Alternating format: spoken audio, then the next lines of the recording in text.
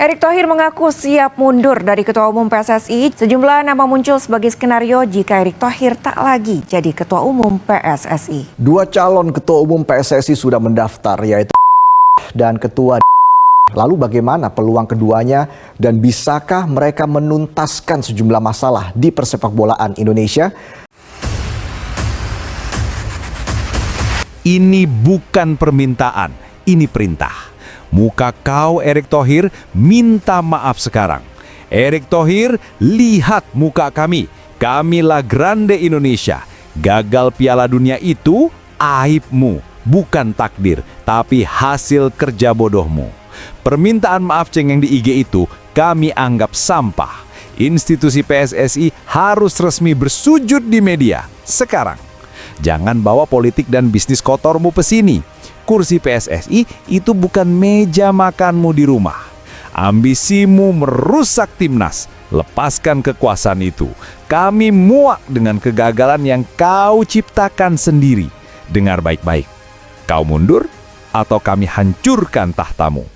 PSSI harus segera minta maaf, transparan, dan pilih pelatih bernyali. Jika tidak, seruan hashtag Erick Thohir out ini akan jadi teriakan jalanan. Berani kau melawan kami? Teriakan ini, sebarkan. Biar dia tahu kami tidak bisa dibeli. Mengguncang PSSI dari neraka kegagalan. La Grande Indonesia, kibarkan bendera perang. Tuntut Erick Thohir bersujud atau hancur. Dengarkanlah. Dinding-dinding Senayan seharusnya bergetar dan tiang-tiang kekuasaan PSSI seharusnya sudah runtuh oleh gemuruh amarah sejati. Kami, Sang Garuda Sejati, komponen vital yang jiwanya telah merasuk ke dalam setiap helai bendera merah putih, tidak akan pernah menerima pemusnahan harapan ini sebagai nasib. Kegagalan timnas Indonesia untuk melangkah ke Piala Dunia 2026 bukanlah sebuah kekalahan biasa. Ini adalah aib institusional, sebuah opera sabun memalukan yang dipentaskan oleh para badut di federasi yang terlalu angkuh untuk mengakui kebodohan mereka sendiri.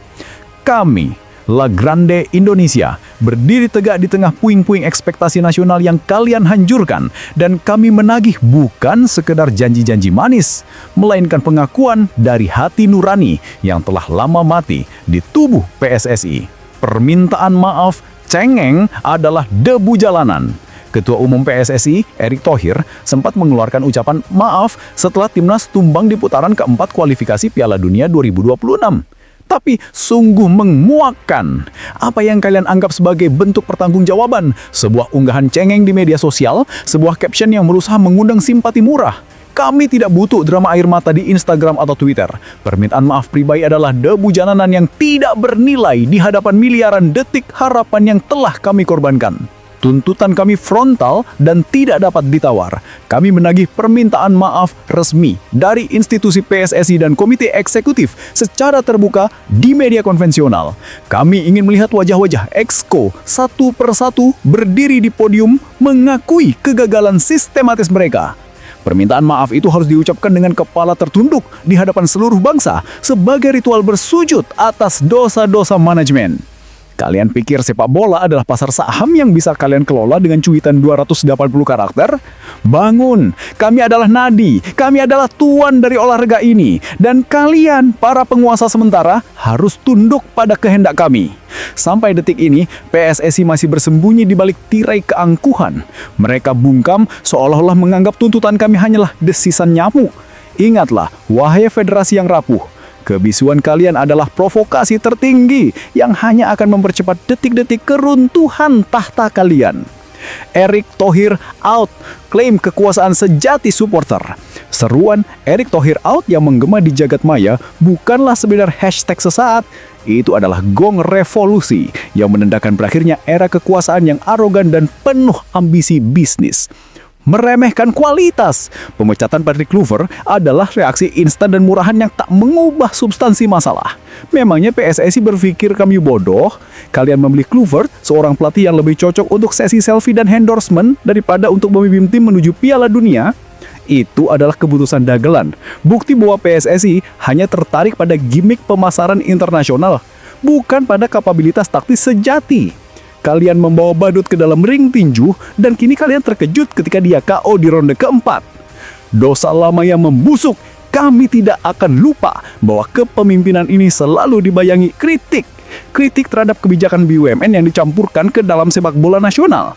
Kritik terhadap manajemen liga domestik yang masih bau busuk, yang bahkan diakui oleh pemain asing seperti Juran Fernandes sebagai lelojon.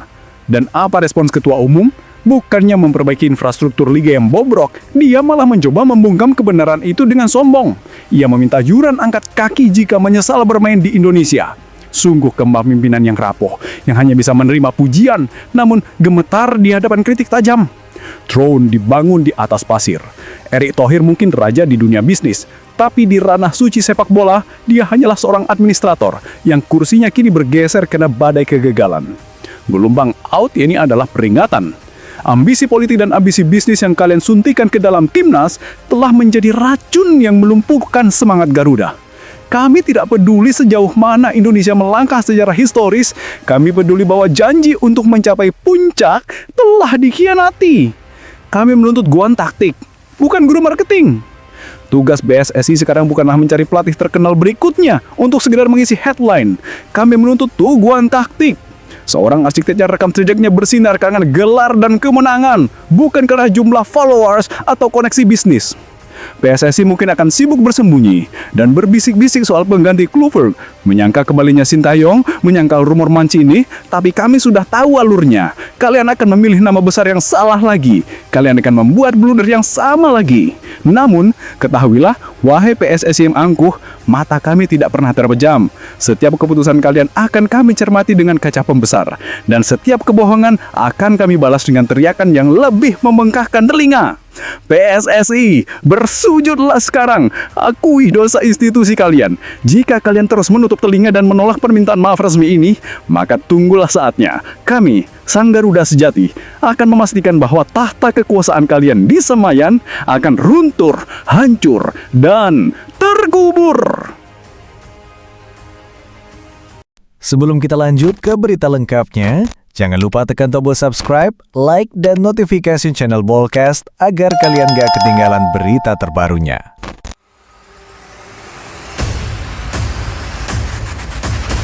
Tragedi ACL Miss Hilgers, badai karma atau kesialan murni, menguak narasi liar dua tuduhan besar di dunia maya.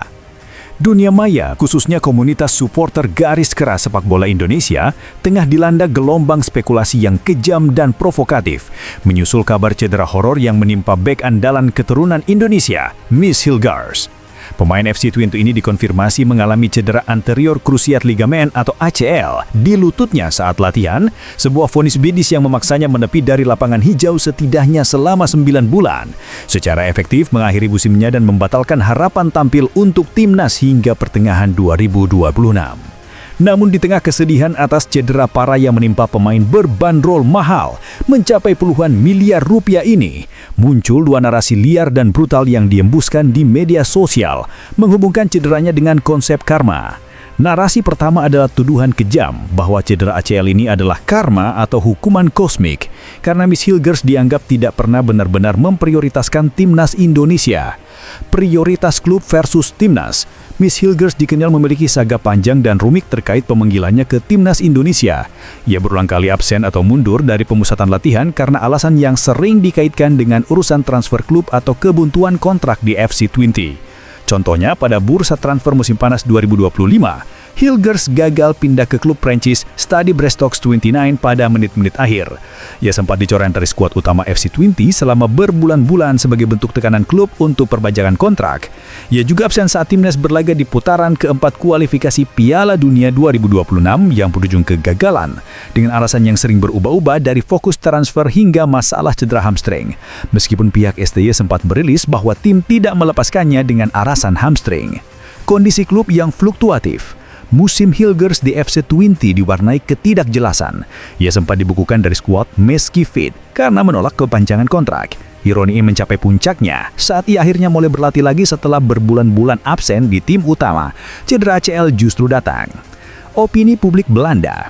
Bahkan di Belanda, ada laporan bahwa beberapa warga dan media lokal melihat cedera ini sebagai karma atas agak transfernya yang berlarut-larut dan sikapnya terhadap klub. Di Indonesia, narasi ini diinterpretasikan ulang menjadi karma karena ia dianggap setengah hati memilih merah putih. Di mata netizen yang terprovokasi, Hilgers dianggap menunda-nunda panggilan timnas demi ambisi karir di Eropa, dan kini ambisi itu dihancurkan oleh cedera yang diderita saat latihan klub. Narasi ini menyeratkan bahwa kesetiaan pada Ibu Pertiwi adalah mutlak, dan siapapun yang mencoba mendua hati antara karir individu dan kepentingan nasional akan menerima balasan setimpal. Sebuah pandangan yang menuntut totalitas tanpa toleransi. Narasi yang tak kalah kicam adalah tuduhan bahwa cedera Hilgers adalah karma atas perannya yang sempat dikabarkan menjadi salah satu biang kerok dipecatnya Sintayong atau STY dari kursi pelatih timnas Indonesia pada awal tahun 2025. Mundurnya Hilgers dan STY. Pada periode pemanggilan terakhir STY di akhir tahun 2024, Miss Hilgers memang tidak hadir karena alasan cedera. Namun kemudian muncul rumor liar di media sosial yang mengaitkan ketidakhadirannya dan ketidakhadiran pemain naturalisasi lain sebagai bentuk protes atau perlawanan terhadap Sintayong yang kemudian dipecat oleh PSSI. Bantahan tegas Hilgers. Fakta yang beredar di dunia maya adalah Hilgers telah membantah tuduhan ini secara tegas. Melalui media sosial sekitar Januari 2025, Hilgers menyatakan kesedihannya atas pemecatan STY dan membantah keras dirinya menjadi penyebab atau biang kerok. Ia mengklarifikasi bahwa pada pemanggilan terakhir, ia memang sedang mengalami cedera hamstring dan sedang menjalani prosedur pencabutan 4 gigi bungsu yang membuatnya membutuhkan waktu untuk pemulihan fisik dan mental. Pergantian pelatih. Terlepas dari klaim sepihak supporter, PSSI memang kemudian memecat STY dan menunjuk Patrick Kluivert yang kini juga sudah dipecat. Namun tidak ada bukti resmi dari PSSI yang menyebut Hilgers sebagai alasan atau faktor kunci dalam keputusan pemecatan STY. Bagi supporter yang sangat loyal pada Sintayong, Hilgers bersama pemain keturunan yang lain yang absen secara otomatis dicap sebagai pengkhianat atau pihak yang tidak loyal kepada pelatih Korea Selatan tersebut. Cedera ACL parah yang dialaminya kini dipandang sebagai pembalasan alam atas dugaan ketidaksetiaan tersebut. Narasi ini sangat emosional dan didorong oleh kekecewaan masif atas dipecatnya Sintayong. Terlepas dari narasi karma yang beredar, fakta medisnya adalah cedera ACL adalah salah satu cedera terburuk bagi atlet sepak bola. Vonis pemulihan. Hilgers dipastikan harus naik meja operasi dan menepi selama 6 hingga 9 bulan. Dampak klub. Cedera ini mengakhiri musimnya di FC Kninti dan secara otomatis menghancurkan rencana transfernya pada jendela Januari 2026. Ia kini terancam kembali ke klub dalam kondisi yang tidak menentu setelah sebelumnya pun sudah terlibat saga kontrak yang rumit. Dampak timnas. Hilgers akan absen membela timnas Indonesia dalam jangka waktu yang sangat lama, termasuk saat timnas tengah berjuang mencari pelatih kepala baru pengganti Kluivert. Kabar cedera ini adalah pukulan telak yang memperpanas situasi Hilgers, memicu simpati dari sebagian pihak, namun juga bahan baru bagi narasi brutal karma di dunia maya yang didasari oleh kekecewaan dan spekulasi liar seputar komitmennya terhadap timnas Indonesia dan hubungannya dengan STY.